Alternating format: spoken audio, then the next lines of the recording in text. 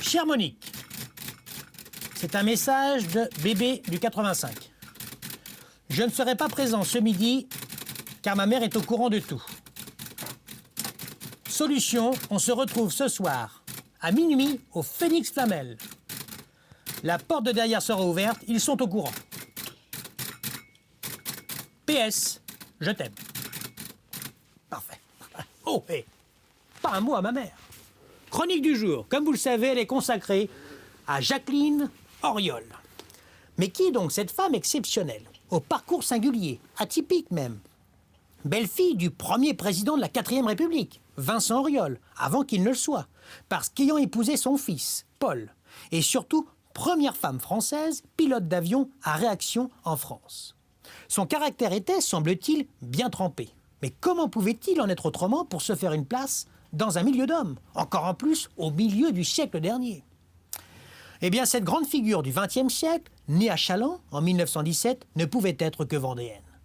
Bien qu'elle ait fait des études dans l'histoire de l'art, elle s'est notamment inscrite à l'école du Louvre et qu'elle se soit, entre autres, occupée de la décoration de certaines pièces de l'Élysée, elle s'intéresse à l'aviation, après avoir passé son baptême de l'air à l'âge de 16 ans, mais sans pour autant penser aller beaucoup plus loin. Pourtant, quelques années plus tard, elle apprend à piloter et obtient ainsi ses brevets, cheveux au vent, en 1948. C'est à ce moment-là, précisément, qu'elle se passionne pour l'aviation. C'est merveilleux, dira-t-elle, et elle porte alors un grand intérêt à la voltige aérienne.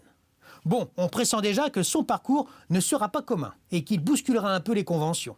De parents royalistes, elle a bien épousé le fils d'un socialiste, qui en plus deviendra président de la République. Pour Jacqueline, rien n'est impossible. La preuve en est, d'abord en 1949, où en tant que copilote d'un hydravion, elle subira un très grave accident, son avion percutant trop violemment à l'amérissage le plan d'eau des Mureaux dans la région parisienne. Elle sera alors défigurée, mais hors de question de rester dans cet état. C'est mal la connaître. Et ce ne seront pas moins de 22 opérations chirurgicales réalisées en France et aux États-Unis qui lui permettront de retrouver la beauté de son visage. Et puis, ce n'est pas la peur qui l'arrêtera. Sa passion, c'est l'aviation. Alors elle continue et battra des records mondiaux de vitesse aérienne. En 1951, elle n'a alors que 34 ans, elle bat le record de vitesse détenu depuis 1947 par une Américaine et non moins amie, Jacqueline Cochran. En 1953, elle sera la première femme européenne à franchir le mur du son.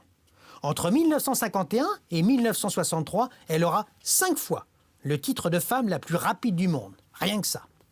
Mais son objectif, c'est bien de devenir pilote d'essai. Ce à quoi elle s'attelle en parallèle. Elle décrochera son examen au début des années 50 et intégrera le prestigieux et très sélectif Centre d'essai en vol de Brétigny-sur-Orge. Son dernier vol, c'est en 2000 qu'elle l'a effectué, mais on ne l'a plus jamais revu. Quel parcours, quelle volonté, quelle audace. Chapeau Jacqueline. La prochaine chronique sera consacrée aux congés payés. Ah, enfin, un sujet sérieux qui intéressera, passionnera même tout le monde. Allez, bonne semaine à tous. Mais d'ici là, n'oubliez pas, non, vous allez beaucoup manquer.